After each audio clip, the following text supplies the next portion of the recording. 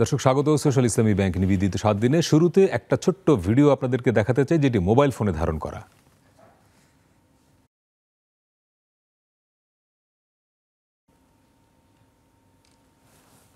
এটা হচ্ছে আমরা আজকে যেটা কথা বলতে চাই, চিনি অবৈধভাবে ভারত থেকে আসছে।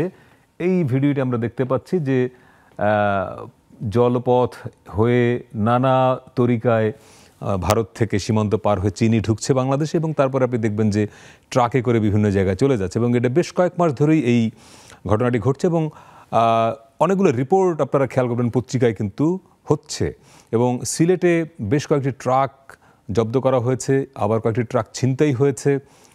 এখন প্রশ্ন হলো যে ভারত থেকে কেন এরকম চিনি আসছে অবৈধ পথে, তাতে বাংলাদেশের চিনি শিল্প কীভাবে ক্ষতিগ্রস্ত হচ্ছে, অর্থনীতিতে কী প্রভাব পড়ছে, এসব নিয়ে আমরা কথা বলতে চাই। সেই সঙ্গে আইনশৃঙ্খলা বাহিনী কতটা নজরদারি করছে এবং এর পরিণতি কি হতে পারে, দেশের সামগ্রিক অর্থনীতিতে এই যে চিনি অবৈধভাবে ভারত থেকে নিয়ে আসার কি প্রভাব পড়তে পারে, এসব নিয়ে আজকে আমরা কথা বলতে চাই। আমাদের সঙ্গে আছেন দেশবন্ধু গ্রুপের উপদেষ্টা সরওয়ার জাহান তালুকদার, তিনি টিসিবির সাবেক চেয়ারম্যান। আপনাকে স্বাগত। Thank you.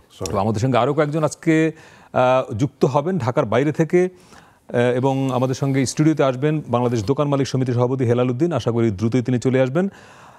আমি সরওয়ার জাহান আপনাকে যদি শুরু করি, চোরাই পথে চিনি আসছে কেন আসলে, একদম সহজভাবে যদি প্রশ্নটা করি আপনাকে।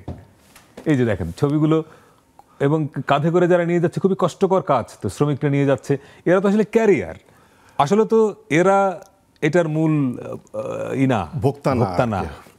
অ্যাকচুয়ালি প্রথমে হলো যে স্মাগলিং কেন হয়, এক দেশ থেকে আরেক দেশে যখন প্রাইস ডিফারেন্সটা হয় তখন এই স্মাগলিংটা বেশিরভাগ হয়। যেখানে প্রয়োজন আছে সেখানে যাবে, আর যেখানে উৎপাদন বেশি হয় সেখান থেকে আরেক জায়গায় চলে যাবে। যদি ওয়ার্ল্ডের মধ্যে ধরি, পৃথিবীর মধ্যে ধরেন, আপনার ওয়ার্ল্ড ইকোনমিক ফোরামের মধ্যে পৃথিবীতে প্রায় 2.2 ট্রিলিয়ন চোরা কারবারের ব্যবসা হয়। 2.2 ট্রিলিয়ন। আচ্ছা। তো আর বাংলাদেশে যে আপনি ছবি দেখালেন এটা রিসেন্ট ফেনোমেনা, বাট এছাড়াও চিনি ছাড়াও বাংলাদেশে গরু স্মাগলিং হয়, পেঁয়াজ স্মাগলিং হয়, গরুটা কমেছে বোধহয়, চাল নাকি? গরু কমেছে, চাল হয়, এবং মশলা স্মাগলিং হয়। অপরপক্ষে বাংলাদেশ থেকে প্রায় শোনা যায় গোল্ড স্মাগলিং হয় টুয়ার্ডস ইন্ডিয়া আর সামথিং লাইক দ্যাট। তো এই যে স্মাগলিংটা হচ্ছে, আপনার মনে করেন, আপনি প্রশ্ন করেছেন যে এটা কেন হয়। ভারত সরকার বাংলাদেশকে 1 লক্ষ মেট্রিক টন চিনি দেওয়ার কথা ছিল, কিন্তু এটা তারা আমাদেরকে দিতে পারে নাই কোনো এক কারণে, তাদের নিজস্ব ফিলোসফির কারণে, এবং এটা তারা টিল অক্টোবর 24 পর্যন্ত এটা বন্ধ থাকবে। তার মানে ভারত অ্যাকচুয়ালি এক্সপোর্ট পুরাটাই বন্ধ করে দিয়েছে, এক্সেপ্ট নেপাল এবং ভুটানের মতো দেশ ছাড়া। তো সেই ক্ষেত্রে তারা এই চিনিগুলো তাদের ওখানে এখন ইলেকশনের কারণে তারা এটাকে এক্সপোর্ট করতে মানা করছে বোধহয়। তো সেই কারণে তাদের এখানে চিনি হয়ে গেছে সারপ্লাস। এখন ট্রিকল ডাউন করার ওখানে দামও কমছে। মনে করেন ইন্ডিয়াতে যে চিনির দাম 48 টাকা ইন্ডিয়ান রুপি পার কেজি, সেটা বাংলাদেশি টাকায় সামথিং লাইক 66 টাকা হবে আর কি। সেটা বাংলাদেশে এসে বিক্রি হচ্ছে 110 টাকা থেকে 112 টাকা। আর এমনিতে বাংলাদেশে আপনারা যে চিনি উৎপাদন করি সেটার দাম হবে প্রায় 130 থেকে 135 টাকা। 135 টাকা চিনি কি আসলে পাওয়া যাচ্ছে এখন বাজারে?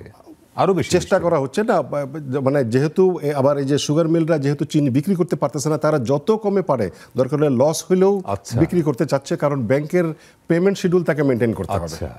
ব্যাংকের পেমেন্ট শিডিউল তাকে মেনটেন করতে হবে। আর যে চোরাই মালের জিনিস দেখলেন, এটা প্রায় 25% যে ডেইলি রিকোয়ারমেন্ট হয়, সেটা 25% আসতেছে আপনার চোরাই পথে 25%। আর আপনি যদি একটা ক্যালকুলেশন করেন, যে ছবিটা আপনি দেখিয়েছেন, একটা ট্রাক লোড করতে প্রায় 1 ঘন্টা সময় লাগে 28 জনের। আচ্ছা, 1 ঘন্টা 28 জন লোকের, মানে এই চিনিগুলো কাঁধে করে, এই যে মাথায় ঘাড়ে করে নিয়ে আসছে, এক জায়গায় বাংলাদেশে স্টোর করতে হবে। এই স্টোর থেকে যখন সে ট্রাকে উঠবে, তো তখন তার 1 ঘন্টা সময় লাগবে 28 জন লোকের। তো যদি একটা জায়গায়, ওদিনকে পেপারে দেখলাম যে এটা 15টা ট্রাক ধরা পড়ছে সিলেটে। তার মানে কি, মানে it is a big organization who is supporting this.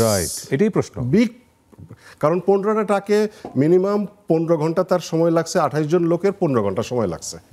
তার মানে কি সারাদিন ধরে এটা লোড করতেছেন না করতেছেন। এবং মানে আমার অ্যাজাম্পশন হলো এটার পিছনে অনেক বড় অর্গানাইজেশন কাজ করতেছে, ডেলিবারেটলি কাজ করতেছে। কারা করছে সেই প্রশ্ন একটু পরে আসে। আমি যে প্রশ্নটা করলাম যে কেন পাচার হচ্ছে, মানে ভারত থেকে আসছে, তার মধ্যে বাংলাদেশের চিনির দাম অনেক বেশি, ভারতের চিনির দাম সেই তুলনায় অনেক কম।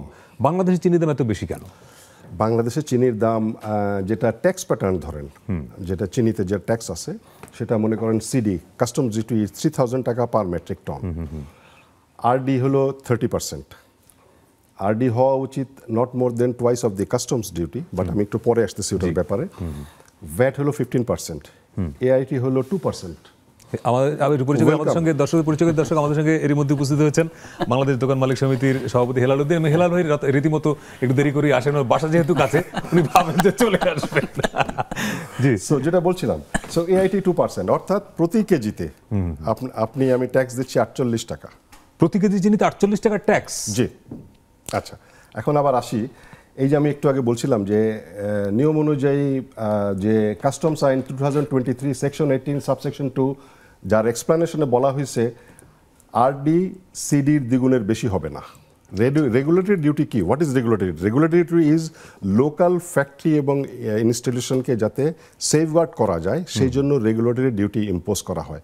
এবং আইনে বলা আছে regulatory duty should not be twice than the customs duty. আচ্ছা, অর্থাৎ এটা হওয়া উচিত 3000 থেকে 6000 টাকা হওয়া উচিত, বাট আরডি ধরা হয়েছে প্রাইস ভ্যালুর 30%।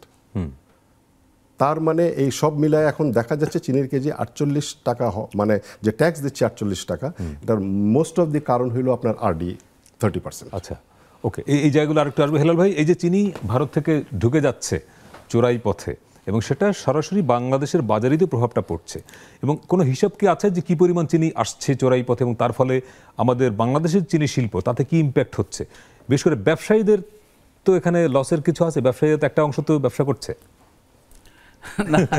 এখন ভাই আছে এখানে, টিসিবির দায়িত্ব পালন করেছেন, দীর্ঘ সময় টিসিবির চেয়ারম্যান ছিলেন, এখন দেশবন্ধু গ্রুপে আছেন। এই আপনি বললেন না যে ভারত থেকে চিনি আসছে, এটা বহুদিন যাবত আসছে, এটা কিন্তু আজকে নতুন না।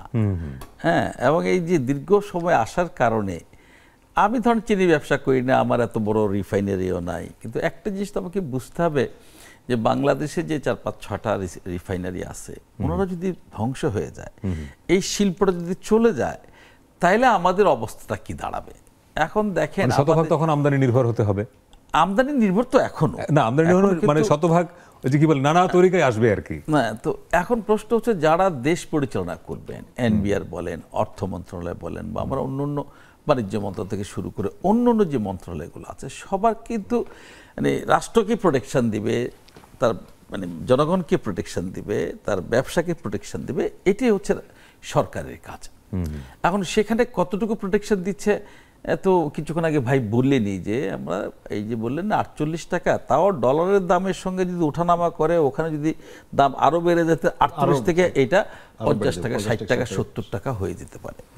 আচ্ছা দেখেন, মাননীয় প্রধানমন্ত্রী গত বাজেটের আগে উনি ঘোষণা একেবারে নির্দেশ দিয়ে বললেন যে তোমরা ট্যাক্স কমাও, কমিয়ে তোমরা মানে ভোগ্যপণ্যের বাজারটা নিয়ন্ত্রণে আনো। এবং এটা কিন্তু প্রতিনিয়তই মাননীয় প্রধানমন্ত্রী খেয়াল রাখেন যে আসলে মানে পিছিয়ে পড়া মানুষগুলো, সীমিত আয়ের মানুষগুলো, ওনারা কিন্তু কষ্ট পান ভোগ্যপণ্যের দাম বেড়ে গেলে, এবং প্রতিনিয়ত উনি চেষ্টা করেন যাতে ভোগ্যপণ্যের দামটা নিয়ন্ত্রণের মধ্যে থাকে।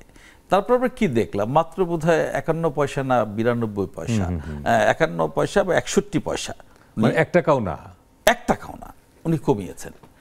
It was 46 পয়সা if I recollect. মানে তাতে টোটাল অঙ্কে কি ইমপ্যাক্ট? যেখানে 50 টাকা 52 টাকা আপনি ট্যাক্স নিচ্ছেন, সেখানে আপনি 50 পয়সা বা 48 পয়সা আপনি কমিয়েছেন। এটা কি মেসেজ আপনি আমাদের দিলেন?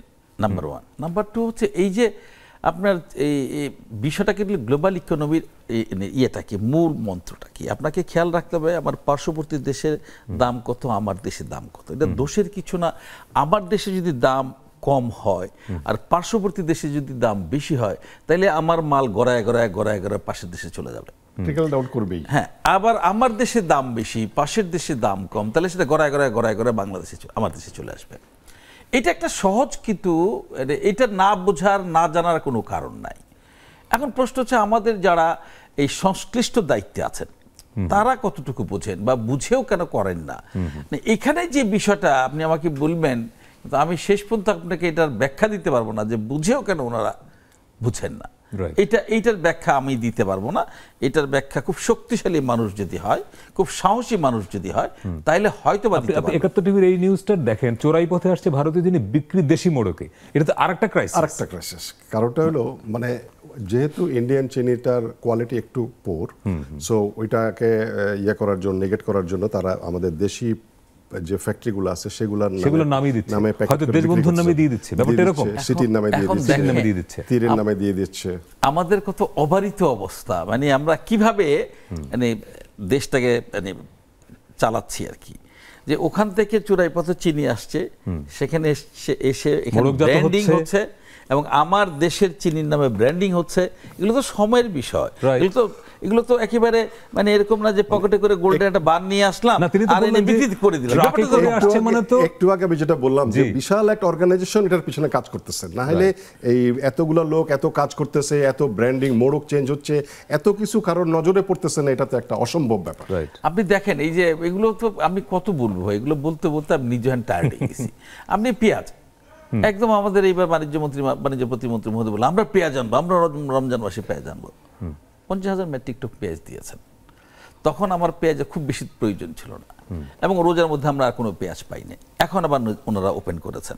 এটা আমি দোষ দিচ্ছি না, বিষয়টা হচ্ছে যে আপনি আপনার বাজারটাকে প্রোটেকশন দেবেন কিনা, আপনি আপনার জনগণকে স্বস্তির মধ্যে রাখবেন কিনা, এটা সে দেশে রাষ্ট্রের পরিকল্পনার বিষয়। আমার সেটা আছে কিনা আমি জানি না। আমি যদি খুব মানে আরো মানে বড় করে বলতে চাই, আপনি দেখবেন প্রত্যেকটি সংস্থা এগুলোর তাদের কোনো আপনার পরিসংখ্যান নাই, পরিসংখ্যান থাকলেও একটা মন গড়ামত পরিসংখ্যান, যেই পরিসংখ্যানে কোনো জবাবদিহিতা নাই, যেই পরিসংখ্যানের কোনো ভিত্তি নাই, এভাবে ওনারা বলে দিলেন। এবং তাতে কি হচ্ছে আপনি দেখেন, গত বছর আমরা কি দেখলাম, আমাদের বাণিজ্য মন্ত্রণালয় খুব আফসোস করে বলছিলেন, হ্যাঁ আমাদের যে বাণিজ্য মন্ত্রী ছিলেন, যে দেখেন আমি যখন পেঁয়াজ আমদানি করার চেষ্টা করলাম তখন আমাকে কৃষি মন্ত্রণালয় থেকে বলা হলো আমার এত বাম্পার ফলন হয়েছে, কোনো কারণে পেঁয়াজ আমদানি করা যাবে না, আমার কৃষক ক্ষতিগ্রস্ত হবে। আমার পরিসংখ্যানে বলছে আমার পেঁয়াজের সংকট হচ্ছে এবং সেই বছর পেঁয়াজ হলো প্রায় 300 টাকা। মানে এই যে টানা খেচা, আমার রাজ্যে আমি রাজা, তথ্যটা প্রপার নাই, জায়গা মতো সঠিক তথ্যটা নাই, করা দরকার। সেটা হচ্ছে আমরা বারবার বলছি, এর জন্য একটি আলাদা সংস্থা, মন্ত্রণালয় অথবা অধিদপ্তর থাকা দরকার, যারা সার্বক্ষণিক ভোগ্য পণ্য নিয়ে কাজ করবে। এখন আপনি চিনি দেখবে একজন, তেল দেখবে একজন, চিনি দেখবে একজন, এই কাঁচামরিচ পেঁয়াজ দেখবে একজন, আবার যখন আপনার ওই যে এই মুরগি ডিম আসে তখন মন্ত্রণালয় আছে, আবার চাল না বাণিজ্য মন্ত্রণালয় কিছু করার নাই, আবার যখন চাল আসে তখন আপনার খাদ্য মন্ত্রণালয়।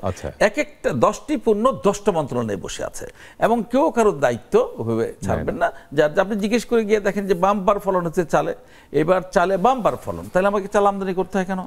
এবার পেঁয়াজে বাম্পার ফলন, তাহলে আমাকে পেঁয়াজ আমদানি করতে হবে কেন?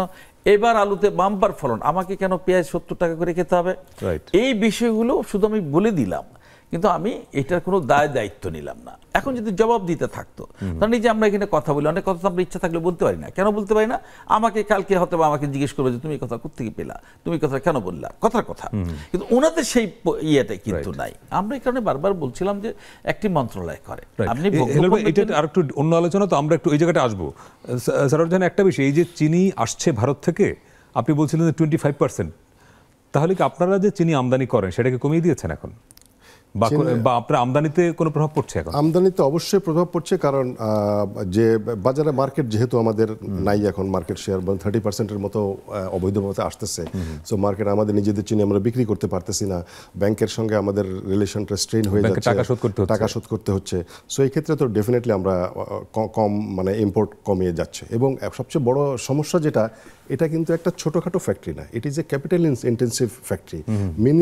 নিদেন পক্ষে 1000 কোটি টাকা লাগবে একটা চিনির ফ্যাক্টরি দিতে বলে, আর এর চেয়ে বেশি যত ক্যাপাসিটি বাড়বে তার চেয়ে বেশি আরও টাকা লাগবে, 2000 কোটি টাকা, 3000 কোটি টাকা। It is not a single factory, it is not a 100 কোটি টাকার ফ্যাক্টরি। তো একবার যখন এই ফ্যাক্টরিটা বসে যাবে তখন দেশের কত বড় ক্ষতি হবে এটা কেউ ভাবতেও পারতেছে না। আর যে পরিমাণ চিনি আনা হয়, মনে করেন একটা জাহাজে 50,000 মেট্রিক টন চিনি আসে, এটার দাম পড়বে প্রায় 600-700 কোটি টাকা। সো ব্যাংকের সাথে ওইভাবে আন্ডারস্ট্যান্ডিং করে বা ভালো করে তার এলসি খুলে তারপর আনতে হয়। এখন তো আপনারা নিজেও জানেন ডলারের কি পরিমাণ দাম বাড়ছে। তো সব কিছু মিলিয়ে চিনির মানে ইন্ডাস্ট্রিটার উপরে খুব বড় ইফেক্ট পড়তেছে এই হোল জিনিসগুলো। রাইট, একটা বিরতি নিয়ে আসছি, হেলালবে আরও অনেক গল্প হবে। বিশেষ করে আমাদের সঙ্গে ঢাকার বাইরে থেকে কয়েকজন আজকে যুক্ত করবো আমরা। দর্শক, আজকে চিনি নিয়ে কথা বলছি, বিশেষ করে ভারত থেকে যে চিনি ঢুকছে অবৈধ পথে, তার ফলে বাংলাদেশের চিনি শিল্প কীভাবে ক্ষতিগ্রস্ত হচ্ছে সেটি নিয়ে কথা বলছি। একটু পরেই ফিরছি, সঙ্গে থাকবেন।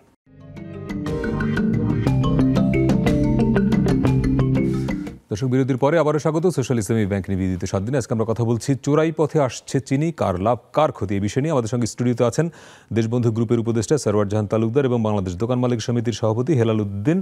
অনলাইনে আমাদের সঙ্গে দেখতে পাচ্ছি চট্টগ্রাম থেকে সাংবাদিক তারেক মাহমুদ যুক্ত হয়েছেন। তারেক মাহমুদ, একটা বিষয়, আপনারা এই ভারত থেকে চোরাই পথে চিনি আসার বিষয়টি নিয়ে রিপোর্ট করলেন কয়েকদিন আগে, একটা বেশ বড় রিপোর্ট।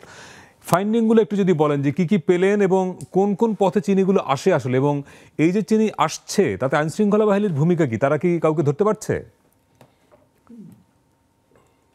এখানে মূল বিষয়টা হচ্ছে, আমরা গত 19 জানুয়ারি থেকে 27 এপ্রিল পর্যন্ত আমাদের এই চট্টগ্রামের বিভিন্ন অঞ্চলে আপনার প্রথম দফায় 3 টন, এরপর হচ্ছে 25 টন, তারপর হচ্ছে 30 টন এ ধরনের চোরাই চিনি আপনার এটা ধরা পড়ে আইনশৃঙ্খলা বাহিনীর হাতে।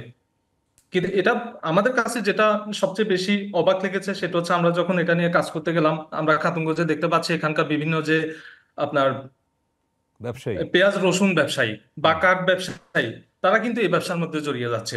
আমরা এই বিষয়গুলো যখন দেখতে পেলাম, আমরা নিউজে যখন কাজ করা শুরু করলাম, এখানে কিন্তু এই ফাইন্ডিংস গুলো আমরা পেয়েছি যে এই ধরনের, অর্থাৎ অন্য প্রোডাক্ট নিয়ে যে ব্যবসা করছে সে কিন্তু এই মুখী হয়ে যাচ্ছে। কারণটা আর কি? আইনশৃঙ্খলা বাহিনী, জি, এর কারণটা কি, মানে সস্তায় পাচ্ছে সেজন্য? এর কারণটা হচ্ছে, আমরা আসলে খাতুনগঞ্জে বিভিন্ন ব্যবসায়ীদের সাথে কথা বলেছি, তাদের কাছে যেটা অভিমত হচ্ছে, আমরা ব্যবসা করছি মূলত লাভের জন্য। আর এই ক্ষেত্রে হচ্ছে এই যে চোরাই চিনি, এটা মানটা খুব নিম্নমানের, ভেজাল বলা যায়, কিন্তু এখানে আমাদের খাতুনগঞ্জের ব্যবসায়ীরা সেটা অত্যন্ত সস্তায় পাচ্ছেন। এবং এটা আমাদের যে রিফাইন গুলো হয়, চিনি রিফাইন হয় আমাদের দেশে, ওই রিফাইনের যে চিনিগুলো প্রতি মণ যত টাকা বিক্রি হয় তার চাইতে প্রায় 700 থেকে 800 টাকা কম। তারেক মাহমুদ, আপনার নেটওয়ার্ক একটু অসুবিধা করছে বোধহয়। সরওয়ার জাহান, এটা কিন্তু আর একটা বড় ফাইন্ডিং, নতুন ফাইন্ডিং, যেটা আমার মনে হলো যে খাতুনগঞ্জের ব্যবসায়ীরা যারা চিনির ব্যবসা করেন না, আলু পেঁয়াজের ব্যবসা করেন, তারাও এখন মজা পেয়ে গেছেন, তারাও এখন এই সস্তায় যেহেতু পাচ্ছেন, তারাও এই ব্যবসা করছেন। উনি যেটা বললেন যে অ্যাকচুয়ালি যেখানে বেশি হবে সেখান থেকে আরেক জায়গায় চলে যাবে, দাম যেখানে কম হবে সেখানে লোকজন গিয়ে ব্যবসা করবে, এটাই তো কোয়াইট ন্যাচারাল। কারণ আমি আপনাকে বলেছি এর আগে যে বাংলাদেশের চিনির দাম 135 থেকে 140 টাকার মতো হচ্ছে, যেখানে ইন্ডিয়ান চিনি বিক্রি হচ্ছে 112 টাকা, 114 টাকা। সো বাট যদিও এই চিনি ইন্ডিয়াতে বিক্রি হয় আপনার বাংলাদেশি টাকা, বাংলাদেশি টাকা বেশি না, 66 টাকা। আচ্ছা আচ্ছা। তো ট্রান্সপোর্টেশন খরচ, ওদের বিভিন্ন ট্রান্সপোর্টেশন খরচ মিলে এটা বাংলাদেশে 120 থেকে 112 থেকে 114 টাকা বিক্রি হচ্ছে। তো definitely there is a big gap between 112 টাকা এবং 135 টাকা। সো এই জন্য ন্যাচারালি যারা ব্যবসা দেখার, এটার বিক্রিও কম দাম যেহেতু বিক্রিও বেশি, অতএব ন্যাচারালি যারা ভালোভাবে ব্যবসা করতেন তারাও এখন এটার মধ্যে ঝুঁকবেন। রাইট।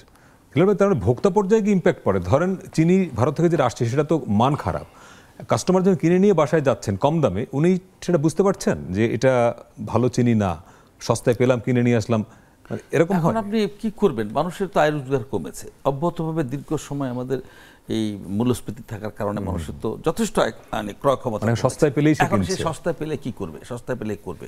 ভয়ঙ্কর যেটা, সেটা হচ্ছে ধরেন এমনি হয়তো বা মানুষ খুব চোখে দেখে এই ভারতীয় চিনিটা নেবে কিনা আমি জানি না, কিন্তু যদি মোড়কজাত করা থাকে, হ্যাঁ, মোড়কজাত করা যখন থাকে তখন তারা কিনবে। এক, দুই হচ্ছে এইগুলো বিভিন্ন মানে চিনি কিন্তু শুধু আমরা ওই যে চাতে খাই বা মিষ্টিতে খাই, ব্যাপারটা ওরকম না, এখানে পার্সেন্টেজ খুব কম।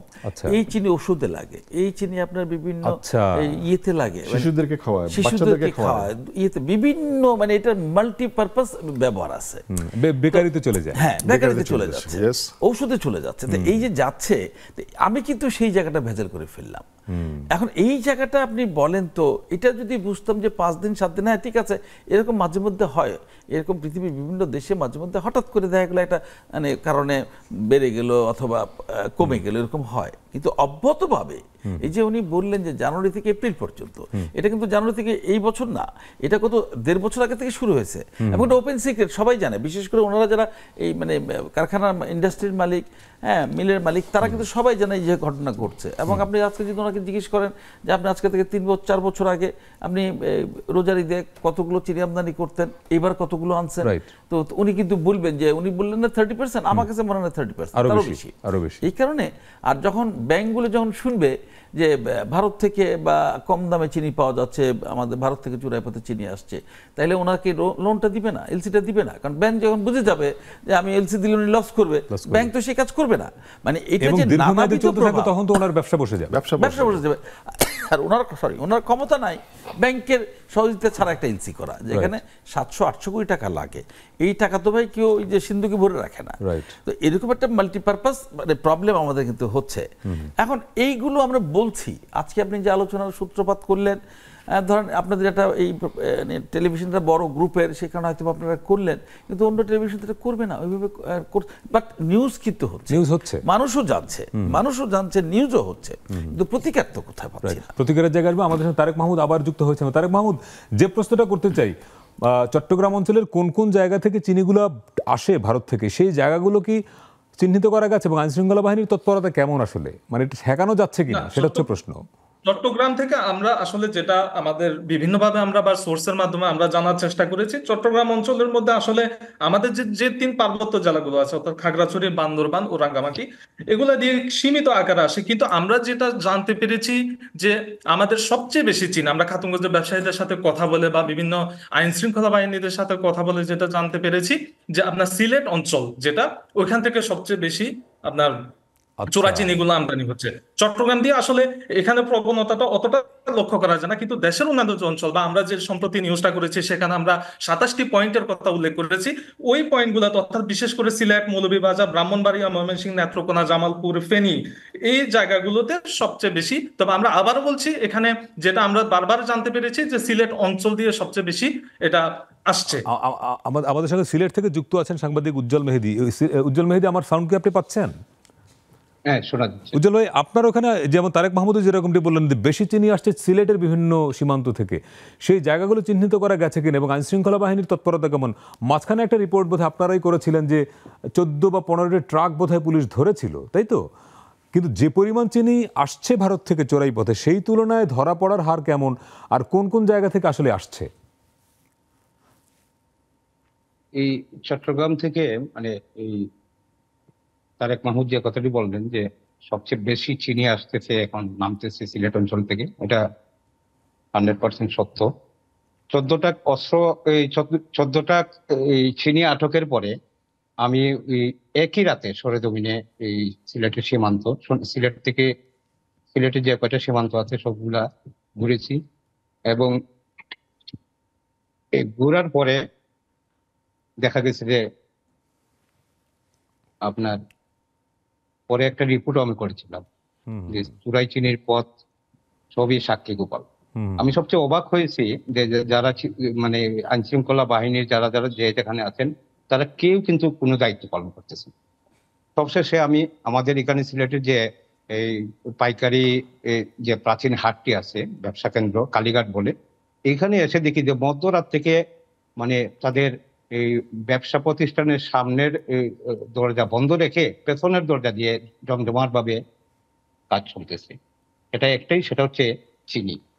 চিনিটা ওই একটু আগে যে আমি শুনছিলাম যে সবচেয়ে ভয়ঙ্কর যে পন্থা, সেটা হচ্ছে যে ভারতীয় চিনি এসে বাংলাদেশের দেশীয় মূলকে বাজারজাত করছে। এই চিনিটা কিন্তু অনেক মানে আমাদের বাংলাদেশীয় চিনির চাইতে অনেক খারাপ, মানে এটা মোটেই এটার সাথে তুলনা করা যায় না। আমাদের দেশীয় চিনি গুণে মানে এবং ওজনে অনেক দূর, মানে অনেক ভালো। এই চিনিটা এখানে এসে বাজারজাত হচ্ছে এবং চিনির দামটা ওইখানে বস্তা মানে 50 কেজির বস্তা 3100 টাকা, আর ওইখানে একদম ব্যবসা প্রতিষ্ঠানের কাছে বিক্রি হচ্ছে 4300 থেকে 4700 টাকা। মূলত এই দামের কারণে, এবং আমদানির পথটা হচ্ছে একদম কঠিন। আমাদের এখানে 12টা শুল্ক বন্দর আছে, সেই 12টি শুল্ক বন্দরের মধ্যে মাত্র একটি তামাবিল শুল্ক স্টেশন দিয়ে চিনি আমদানির অনুমোদন রয়েছে। কিন্তু একজন মানুষ যদি একজন আমদানিকারক যদি চিনি আমদানি করতে হয়, তাকে অন্তত স্বরাষ্ট্র মন্ত্রণালয় থেকে শুরু করে 3টা মিনিস্ট্রি পাড়ি দিতে হয়। এই যে জটিল পন্থা, এই পন্থায় না গিয়ে সহজেই কিন্তু ঘরে বসে ব্যবসায়ীরা চিনি পাচ্ছে এবং বাংলাদেশি চিনির সাথে অথবা এই চিনিকে বাংলাদেশি বলে পরবর্তীতে বাজারজাত করা হচ্ছে। আমি সাক্ষী গোপাল এই কারণে বলছিলাম যে সাধারণ যে ক্রেতা উনি বলতেছেন যে ভাই কি দরকার, ওটি তো কিনেই আনতেছে। আমাদের বাংলাদেশের লোকজন ওইখান থেকে তো ইন্ডিয়া থেকে চুরি করে আনতেছে না, কিনে আনতেছে। আর এই চিনি আসায় আমাদের বাংলাদেশে তো এই চিনির দামটা হয়তো বা এখন 250 টাকা কেজি। হ্যাঁ হ্যাঁ, মানে তারা এই ধরনের কোনো ভ্রুক্ষেপ নেই। কিন্তু উদ্বেগের যে বিষয়টা, আমি যে 14টা ট্রাক দেখলাম যেখানে আটক করা হয়েছে, এই চিনির ভিতরে যদি 1 বস্তা হিরোইন চলে আসে, 1 বস্তা ফেন্সিডিল চলে আসে, অথবা ওইখানকার এলাকায় জি আর্মস যদি চলে আসে, তাহলে কি অবস্থা হবে? মাদকের জন্য কিন্তু আলাদা আইন আছে, আর চিনির জন্য নরমাল একটা বিশেষ ক্ষমতা আইন। আপনি বলছেন যদি অলরেডি এসেছে কিনা আমরা তা তো জানি না, কারণ ধরা পড়ে নাই তো, ধরা না পড়া পর্যন্ত আমরা বলতে পারবো না। উজ্জ্বল ভাই আপনার কাছে আবার আসবো, আরো অনেক কথা হবে নিশ্চয়ই। আরেকটা বিরতি নিয়ে আসছি আপনার কাছে, আসবো আবার। দর্শক, আজকে আমরা আরেকটা খুব গুরুত্বপূর্ণ পয়েন্টের দিকে হয়তো যাচ্ছি, আরেকটা ছোট্ট বিরতি নিয়ে ফিরছি, সঙ্গে থাকবেন।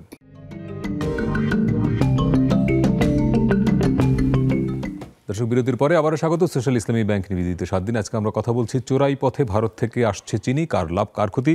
সরোজ জাহান, একটা বিষয়, এই এতক্ষণ ধরে যে কথাবার্তা বোঝা গেল বা আমাদের সঙ্গে দুজন সাংবাদিকও যুক্ত ছিলেন, মূল সংকটটা আসলে রাষ্ট্রীয় পলিসি চিনি নিয়ে, অর্থাৎ রাষ্ট্র আদৌ চায় কিনা যে বাংলাদেশের মানুষ সস্তায় চিনি পাক। সব সরকারই তো অবশ্যই চায় যে সস্তায় চিনি পাক, কিন্তু কথা হলো এখানে ইন্ডিয়ার যে চিনিটা আসতেছে, এটা আমরা বেশ কয়েকজনের কাছ থেকে শুনলাম, এটা হলো quality is very poor, quality is very poor. এবং ওরা যেহেতু চিনিতে স্বয়ংসম্পূর্ণ, সো দে ক্যান অ্যাফোর্ড, বা তারা এইটা গ্র্যাজুয়ালি ট্রিকল ডাউন করবে বাংলাদেশে, বিকজ তারা চিনিতে স্বয়ংসম্পূর্ণ, তারা এক্সপোর্টও করে। তাদের এই ইলেকশনের কারণে অথবা অন্য যে কোনো কারণে হোক, তারা মনে করছিল যে চিনিটা যদি এক্সপোর্ট করে তাহলে তাদের বাজারে এটার প্রাইস শুট আপ করবে। ইলেকশনের আগে হয়তো তারা এটা চাচ্ছিল না যে তারা এটা প্রাইসটা একটু আনম্যানেজেবল থাকুক বা আনকন্ট্রোল থাকুক। সো টিল অক্টোবর তারা কিন্তু এক্সপোর্ট বন্ধ করা আছে। আর আমাদের যে সমস্যাটা সেটা হলো, আমি আপনাকে বললাম যে ট্যাক্সের প্যাটার্ন যেটা আর কি, আমি সেখানে বললাম তার মানে রাষ্ট্রের পলিসি তো এটাই, তো রাষ্ট্র তো ট্যাক্স বা এমন একটা সিস্টেম করে দেবে যাতে করে ব্যবসায়ীরা স্মুথলি ব্যবসাটা করতে পারে। সেইখানে তো প্রবলেমটা রয়ে গেল যে রাষ্ট্রীয় পর্যায়ে এটাকে ব্যালেন্স করার জন্য কি যা দরকার ছিল সেটা না করে আমরা হয়তো যে অবস্থায় আছে সেই অবস্থায় চলতে দিচ্ছি আমরা, যার ফলে এটা আরো দিন দিনে অ্যাগ্রাভেট করতেছে। কয়েকদিন পর এই ইন্ডাস্ট্রিগুলো বন্ধ হয়ে যাবে। এটা তো ক্যাপিটাল ইন্টেন্সিভ একটা ইন্ডাস্ট্রি, আমরা একটু আগে বললাম। সো একবার যদি এটা বন্ধ হয়ে যায়, 1000 কোটি টাকা 2000 কোটি টাকার আবার নতুন করে কে ইনভেস্ট করবে? অলরেডি এটা নিয়ে কেউ ইনভেস্ট করতে চাচ্ছে না। রাইট না, একটা বড় ইন্ডাস্ট্রি 1000 কোটি টাকার একটা ইন্ডাস্ট্রি বন্ধ হয়ে গেলে নতুন করে সেখানে ইনভেস্টমেন্টও তো হবে না। কারেক্ট, রাইট না হেলাল ভাই? তাহলে এখান থেকে বেরোবেন মানে পথটা কি? আমিন ভাই, এই যে বললেন না সাংবাদিক মহোদয়, যে ট্রাকে করে আসছে, 14টা 12টা ট্রাক ওরা জব্দ করেছেন, ট্রাকে করে চুরাই ব্যবসায়ী না, বাংলাদেশে ঢুকছে তো কাঁধে করে, আর লোড হচ্ছে মানে ট্রাকই ঢোকে। শুনেন, আমি বর্ডার হাটে তো আপনি গেছেন কিনা আমি জানি না, আমি বর্ডার হাট উদ্বোধন করতে গেছিলাম যখন ফারুক খান সাহেব বাণিজ্য মন্ত্রী। বর্ডার হাট মানে হচ্ছে ওখানে রাস্তা তৈরি করতে হবে, ওখানে সমস্ত ইনফ্রাস্ট্রাকচার ডেভেলপ করতে হবে, আমার ব্যবসায়ী সেখানে যাবে, সেখানে ব্যবসায়ী এখানে আসবে, হ্যাঁ, এসে ওখানে একাকার, কিন্তু বর্ডার হাট মানে একাকার করা। তো সেখান থেকে তো আসবেই। বর্ডার হাট আমি কনসেপ্ট আমি নিলাম, কেন নিলাম আমি জানি না। এখানে আমি একটু আপনাকে করি, আমি আজকে এইটা যেহেতু আমি এখানে আসবো, আমি একটা হোমওয়ার্ক করতেছিলাম, তখন দেখলাম ইন্ডিয়ান পত্রিকা পড়তেছি অনলাইনে, ওরা বলতে চাচ্ছে এখানে দুটো ইস্যু কাজ করতেছে, দুটো জিনিস। যে বর্ডার হাট, উনি যেটা বলেন বর্ডার হাটে হয় কি, বর্ডার হাট is just closer to border. তো ওরা যখন বর্ডার হাট থেকে মনে করেন 20 কিলোমিটার 30 কিলোমিটার দূর থেকে বা 100 কিলোমিটার দূর থেকে যখন চিনিটা আনতেছে, তখন তারা বলতেছে যে আমরা এটা বর্ডার হাটে নিয়ে যাচ্ছি। So it gets a free check by the agency. আরেকটা বড় শুভঙ্করের ফাঁকি, right? By the agency they are getting the free check. So border হাট পর্যন্ত চলে আসলো। বর্ডার হাটের পরে আপনি যেটা দেখাইলেন ঢুকে যাচ্ছে কাঁধে করে, মাথায় করে, হ্যান্ড করে। আচ্ছা, এছাড়া ওদের এখানে যে আইন শৃঙ্খলা এজেন্সিগুলো আছে, এটা আবার অনলাইনের আমি পড়লাম যে ওরা অ্যাকচুয়ালি বেসিক্যালি আইন শৃঙ্খলাটা নিয়ে বেশি তৎপর থাকে, ব্যস্ত থাকে। আচ্ছা, আই হোপ ইউ আন্ডারস্ট্যান্ড, আইন শৃঙ্খলা নিয়ে তারা এই ট্রাকে করে কি গেল না গেল, দে আর নট বদার্ড।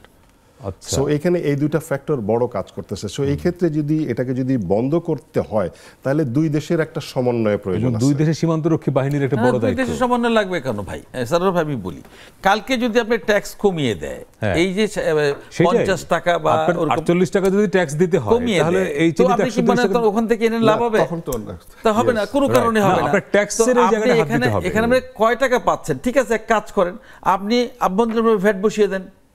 আমি যে ট্যাক্সটা আমি ইয়েতে নিচ্ছি, পোর্টে নিচ্ছি, মানে কাস্টমসে নিচ্ছি, আমি সেটা না নিয়ে বললাম যে লোকালি যারা বেচবে তারা ভ্যাট দিবে, তাহলে তো টাকাটা আমার দেশে থেকে যাচ্ছে। আর এটা সহজ হিসাব। আমি তো মানে এনবিআর এর কোনো লোক না, আমি তো কাস্টমসের কোনো লোক না, কিন্তু আমি তো এইটুকু বুঝি একজন ব্যবসায়ী হিসাবে যে ভাই আমি সেখান থেকে টাকাটা নেব না, আমি এখানে 45 টাকা নিব না, আমি দেশের ভিতরে ঢুকলে আমি বলবো যে তোমার 40 টাকা ভ্যাট। এই যে আসতেছে ডেইলি স্টারের রিপোর্ট অনুযায়ী গভর্নমেন্টের লস হচ্ছে 3000 কোটি টাকা।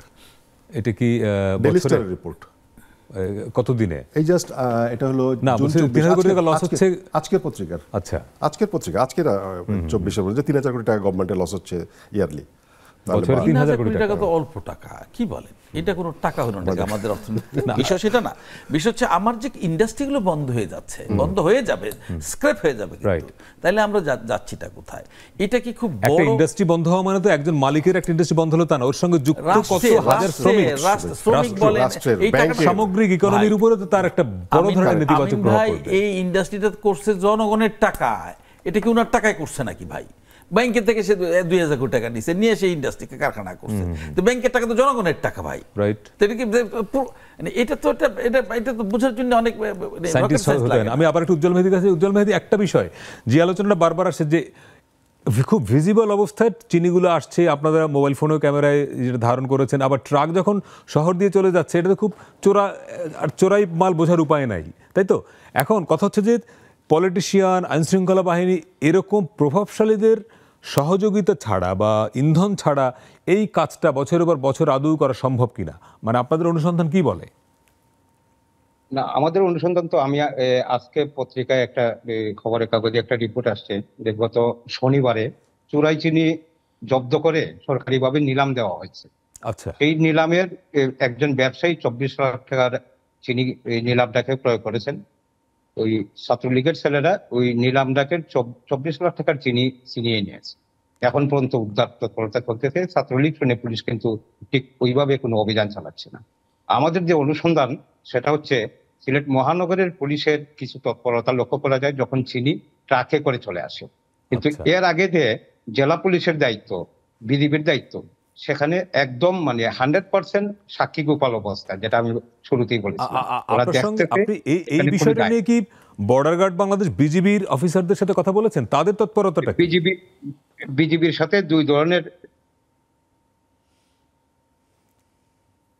মিউট হয়ে গেছে। হ্যাঁ, উপর লেভেল বলতে বিজিবির এই যে হেডকোয়ার্টার, তাদের কাছে আমি লিখিতভাবে জানতে চেয়েছিলাম, কিন্তু তারা আনুষ্ঠানিক কোনো বক্তব্য দিতে রাজি হয়নি। কিন্তু মাঠ লেভেলে যারা আছে ওরা কিন্তু সরাসরি বলতেছে যে ভাই এটা দুই দেশের একটা সিদ্ধান্ত, আমরা আপাতত একটু নিউট্রাল আছি। এইখানের মধ্যে দুই ধরনের তৎপরতা আবার পাওয়া যায়। আমি একটা হিসেব আমার রিপোর্টে দিয়েছিলাম যে 3100 টাকার বস্তা কি করে মানে 47 টাকা 4700 টাকা হয়। এখান থেকে 3100 থেকে 4700 হওয়ার মধ্যে যে টাকাটা আছে ওই পুরা টাকাটাই কিন্তু এই আপনার বন্টন হয়। এই বন্টনে অভিযোগ রয়েছে বিভিন্ন হাতে চলে যায়। তার মানে একটা বড় একটা সিন্ডিকেট তৈরি হয়ে গেছে এই চিনি। একটু সিন্ডিকেট না, এটা হচ্ছে একটু আগে তো আমি শুনছিলাম যে বিশেষ মানে বিরাট একটা এপার বাংলা ওপার বাংলা, মানে আমাদের এপার ওপারে বিরাট একটা সিন্ডিকেট এবং তৈরি হয়ে গেছে, এবং এটা ভাঙতে হলে আসলে নিচ থেকে কিছু করা যাবে না, উপর থেকেই করতে হবে। সিন্ডিকেট তৈরি হয় নাই। আচ্ছা, সিন্ডিকেট তৈরি করা হয়েছে। আপনি বলেন তো সিন্ডিকেট তৈরি কে করেছে? রাষ্ট্র করেছে? না না, আপনি এভাবে খেয়াল করেন, আপনি অন্য জিনিসগুলো তো আসছে না। আমরা তো অনেক জিনিস খাই, অনেক জিনিস ব্যবহার করি। আপনি কি যেটা বাংলাদেশের দাম বেশি, ইন্ডিয়ায় দাম কম, সেটাই আসবে না? আমি সেটাই এবং সেটা কোনটা আসে? ধরুন আপনি কাঁচামরিচের কথা, একদম ছোট্ট একটা জিনিস ধরি, কাঁচামরিচ এখানে 200 টাকা বিক্রি হচ্ছে, ভারতে কিন্তু 150 টাকা বিক্রি হচ্ছে। কাঁচামরিচ আসবে না, কারণ ওটা পচনশীল। তো শুধু তাই না, আপনি 50 টাকার জন্য সে রিস্ক নেবে না, এবং এখানে যে ভাগ বটারা হয় টাকাটা সেখানে এসে বাংলাদেশের মানুষের সঙ্গে খুব বেশি থাকবে না কিছু, যেহেতু থাকবে না অতএব সেই কাজটি করবে না। তাহলে আপনাকে কি করতে হবে? আপনাকে দেখতে হবে যে ট্যাক্স রেশিওটার কি কারণে তার সঙ্গে আমার এই এত পার্থক্য, ওইটা আমাকে মিনিমাইজ করতেই হবে। এবং এইটাই ডব্লিউটির মূল মন্ত্র, এইটাই যে আপনাকে মিনিমাইজ করতে হবে সারা পৃথিবীর সঙ্গে। আপনার কোন দেশে কত দাম, আজকে যদি ধরেন বাংলাদেশে গোল্ডের দাম অনেক বেশি আর দুবাইতে গোল্ডের দাম কম, আপনি কতক্ষণ চেষ্টা করবেন? আসবেই, আমি একসময় মিলজিল করে আনতেই পারবো, আনবই, একটা লোক আনতে পারবে, কারণ বিকজ ওখানে দাম কম, বাংলাদেশের দাম বেশি। অতএব আমাকে এই জিনিসগুলো, এটা হচ্ছে মানে মুক্তবাজার অর্থনীতি। মুক্তবাজার অর্থনীতি মানে এইটাই না আপনি লুটপাট করবেন আর মুক্তবাজার অর্থনীতির কথা বলবেন, তা কিন্তু না। রাইট। উজ্জ্বল মেহেদী, আপনার কাছে লাস্ট প্রশ্ন যেটা, সেটা হলো যে যারা এই, আপনি বলেন যে পুলিশ কিছুটা তৎপর, কিছু ধরেছে, কিন্তু এই ব্যবসার সঙ্গে তো যুক্ত আসলে বড় বড় ব্যবসায়ীরাও নিশ্চয়ই, যদি আমি ভুল না বলে থাকি। পুলিশ কি এদের কাউকে ধরতে পেরেছে এখন পর্যন্ত, নাকি মাঠ পর্যায়ে যারা এদেরকেই ধরতে পেরেছে, মানে বিগ শট কাউকে ধরতে পেরেছে? পুলিশ তো বাহককেই ধরতে চাচ্ছেন। আজকে 14 ট্রাক এবং শায়েস্তাগঞ্জে 5টি ট্রাক আটক হয়েছে। এই ট্রাকের সাথে আমরা রিপোর্টের মধ্যে ট্রাকের মালিক সহ সবার নাম দিয়ে দিয়েছি। এখন পুলিশ মানে মামলা করেছে অজ্ঞাতদের আসামি করে নাম দেওয়ার পরে। পুলিশ আসলে এটার সাথে, হ্যাঁ, মানে এই ট্রাকের নাম্বার দেখে, যেখানে বিআরটিআই 5 মিনিটে নাম্বার দিয়ে, মানে ট্রাকের মালিক দিয়ে দিতে পারে, মালিককে খোঁজ করে তো বাহক তারা বের করতে পারে। কিন্তু পুলিশ ব্যবসায়ী বা ব্যবসায়ী তো অনেক দূর, যারা সহায়তা করতেছে সেটা তো অনেক দূর, বাহককেই ধরতে চাচ্ছেন। এমনকি বাসের ট্রাকের চালককে ওরা সারিয়ে নিয়ে গেছে এবং এখানে কোনো কিছু করতেছেন। সিলেট থেকে একজন পুলিশের অফিসারকে রাখতে চেয়েছিলাম, কিন্তু শেষ মুহূর্তে তিনি থাকতে পারেননি। আমরা নিশ্চয়ই এটা নিয়ে আরো একটু কথা বলতে হবে বোধহয়। আপনাকে ধন্যবাদ। আমরা আরেকটা বিরতির সময় হলো। তার মানে হেলাল ভাই, সরিষার মধ্যে ভূত আছে, ফলে এত সহজ না এই সংকট সমাধান। দর্শক, আরেকটা বিরতি নিয়ে ফিরছি, সঙ্গে থাকবেন।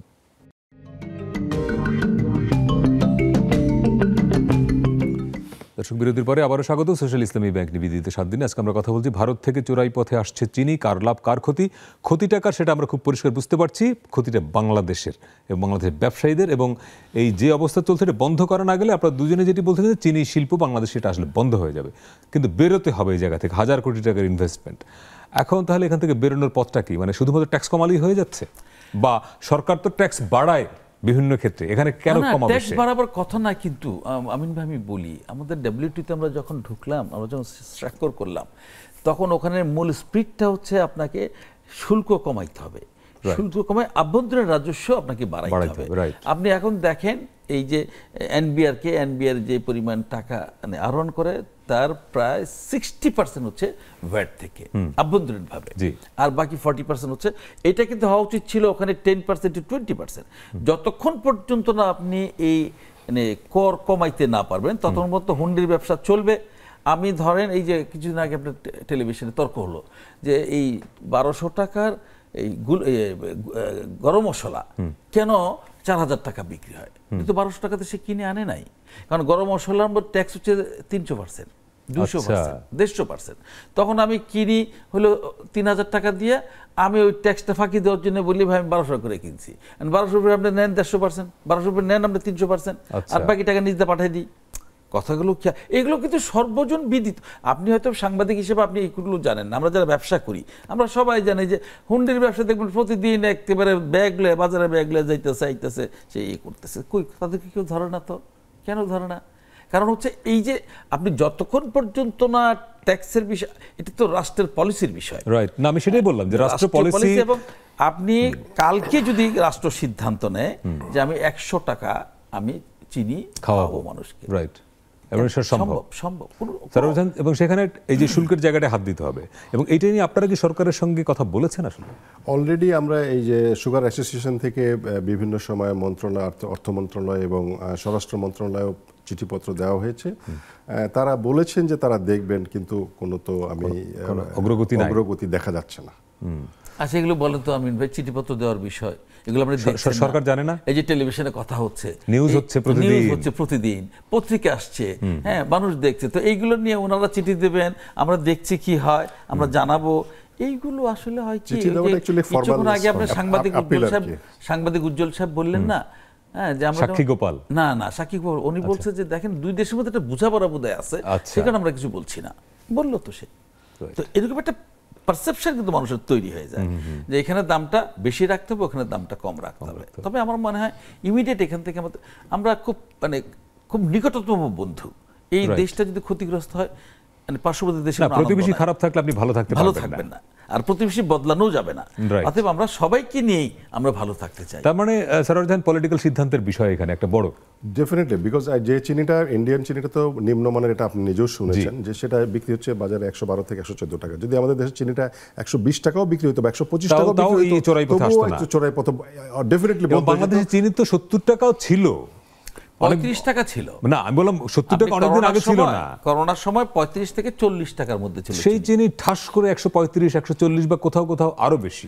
যে ডলার ছিল 80-82 টাকা, সেই ডলার এখন 120-25 টাকা। ডলারের বাজারে তো আপনি সরাসরি আপনার নিয়ন্ত্রণ নাই, কিন্তু শুল্কের উপর তো আপনার নিয়ন্ত্রণ আছে। তাহলে সেই জায়গাটা তো সরকারের এখন এখানে হাত দিতেই পারে, কিন্তু সেইখানে দৃশ্যমান অগ্রগতি নাই। তাহলে পরিণতি কি হবে? পরিণতি অ্যাজ ইউজুয়াল যদি এইভাবে যদি কন্টিনিউ চলে, আমি যেটা বললাম যে এটা ওদের এক্সপোর্ট, ইন্ডিয়ান এক্সপোর্ট বন্ধ থাকবে টিল October 24। ওদের হারভেস্টটা তারা দেখবে, দেখার পর তারা বুঝবে যে এটা এক্সপোর্ট করলে তারা লস করবে না লাভ করবে, তারপর তারা সিদ্ধান্ত নেবে।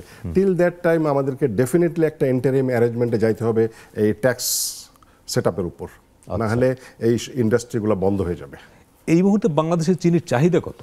মানে চিনি বছরে প্রায় 24,000 metric ton, 24 lakh metric ton, 24 lakh metric ton. আর আমরা প্রডিউস করতে পারি প্রায় daily 10,000 metric ton, daily 10,000, but আমরা করি 6,000 মেট্রিক টন। আমি সেই জন্য প্রশ্নটা করলাম, তার মানে বাকি 4,000 ওই চোরাই পথের চিনি এখন এরকম ব্যাপারটা? না, তা না, তা ঠিক না, ওরকম না, বাট মানে সক্ষমতার বিষয়, যেহেতু একটা বড় অংশ চোরাই পথে আসছে, এখন উৎপাদন তো কমে যাচ্ছে না, ওই জন্য না, এটা হলো সক্ষমতা। আমাদের ক্যাপাসিটি আছে, we have the capacity, but we don't go for that production. Sarwar ভাই, এর আগে কিন্তু আমাদের চিনি রিফাইনারি বারবার গভর্নমেন্টকে বলছে আমাদের এক্সপোর্ট করার অনুমতি দাও। হ্যাঁ, তাইলে কিন্তু ওনারা ফুল সুইং এ ওনারা কিন্তু প্রোডাকশনটা দিতে পারতেন। কারণ আমার দেশের চাহিদা কিন্তু পার ডে 6 থেকে 7,000 মেট্রিক টনই। কিন্তু আপনি যদি এই ইন্ডাস্ট্রিগুলো বড় হইলো কেন, যে আমরা এগুলো দেশের বাইরে রপ্তানি, সেই সুযোগ আমাদের দেওয়া হয় না আমাদের রিফাইনারিগুলোকে। রপ্তানির ক্ষেত্রে অসুবিধাটা যেহেতু নিত্য প্রয়োজনীয় আইটেম, তো অনেকগুলো প্রবলেম, তো মানে নট অনলি ভারত থেকে চিনি আসছে এটা তো না, এখানে তো সংকট অনেক, নানাবিধ ডালপালা। এটা আমাদের আসলে আমলাতন্ত্রের কোনো জবাবদিহিতা নাই। আমলাতন্ত্রের জবাবদিহিতা থাকলে এগুলো সবগুলো আপনি উত্তর একটা করে খুঁজে পেতেন। আমলাতন্ত্রের জবাবদিহিতা না থাকার চেয়ে বেশি বোধ হয় সামটাইমস আমার কাছে মনে হয় যে আমাদের কাছে মনে হয় দেশপ্রেমের সংকটটা অনেক বেশি। কারণ দেশপ্রেম থাকলে তো এই চোরাই পথে আসতো না, বা ধরেন এই কে না জানে, আইনশৃঙ্খলা বাহিনী, গোয়েন্দা বাহিনী কেউ জানে না যে কোথা থেকে কি হয়, তাই না? দেশপ্রেমটা একটা বড় সংকট এইখানে। আমরা একদম প্রায় শেষ পর্যায়ে। সারোয়ার জাহান, যে আলোচনাটা আজকে করবার চেষ্টা করলাম যে কি ইম্প্যাক্ট হচ্ছে সেটা আমরা বুঝতে পারছি, সরাসরি দেশের ইকোনমিতে প্রভাব পড়ছে, আপনারা ইন্ডাস্ট্রিগুলো ক্ষতিগ্রস্ত হচ্ছে, কিন্তু আমরা তো বের হতেও চাই, তাই না? সমস্যাগুলো সরকার জানে, আমরাও জানি, তাই না? সবশেষ আপনার মেসেজ কি আসলে? এটাকে অনতিবিলম্বে এই জিনিসটাকে বন্ধ করতে হবে, নাহলে চিনি শিল্প, সুগার ইন্ডাস্ট্রি বন্ধ হয়ে যাবে। সো আমাদেরকে এর জন্য আমাদের কাছে যে সমস্যার সমাধানটা আছে সেটা হলো ট্যাক্স রিস্ট্রাকচার করতে হবে সুগারের ক্ষেত্রে, দুইটা পথ। এবং এটার জন্য মাননীয় প্রধানমন্ত্রী সরাসরি হস্তক্ষেপ করতে হবে। আমি ওনাকে বলতে হবে যে এটা বন্ধ হবে, চিনি 120 টাকা খাওয়াবো। হ্যাঁ, এবং এটা নির্দেশ দিলে ঠিকই দেখবেন যে আমাদের তখন টনক নড়বে। এর আগে আচ্ছা দেখি কি হয়, আচ্ছা চলতেছে চলো, এরকম একটা অবস্থা থাকবে। এবং আমি নিশ্চিত মাননীয় প্রধানমন্ত্রী যদি এই বিষয়টা অবগত হন এবং বোঝেন যে আসলে এই মুহূর্তে এই প্রবলেমগুলো হচ্ছে, এটা সলভ হয়ে যাবে। নিশ্চিত তার জ্ঞাতের বাইরে না, এটি নিশ্চিত জ্ঞাতের বাইরে। এত এই জিনিসটা যে এত অ্যাগ্রাভেট করছে উনি হয়তো জানেন না। আপনি ধরেন আমরা একটা সময় যখন এফবিসিসির দায়িত্বে ছিলাম, আপনি প্রতি মাসে আমি ক্ষুদ্র ব্যবসায়ীদেরকে নিয়ে আমরা সাথে দেখা করতাম।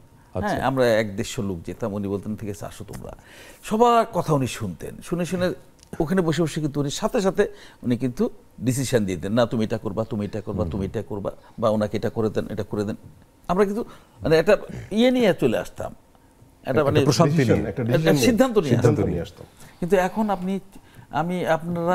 আমি জানি না, গত 1.5-2 বছর 3 বছর মাননীয় প্রধানমন্ত্রীর কাছে ক্ষুদ্র ব্যবসায়ীরা, মানে যারা সত্য কথা বলেন, বড় ব্যবসায়ী কিন্তু সত্য কথা বলতে পারে না, কারণ ওনাদের অনেকগুলো প্রবলেম আছে। আমি একজন বড় ব্যবসায়ীকে বলছিলাম যে আপনার লস হচ্ছে তো আপনি বলেন না কেন? বলে হেল ভাই আমি বলবো, আপনার মতো হলে বলতে পারতাম। আমি যদি লস হয়ে বলি তাহলে তো আমাকে ব্যাংক দিবে না।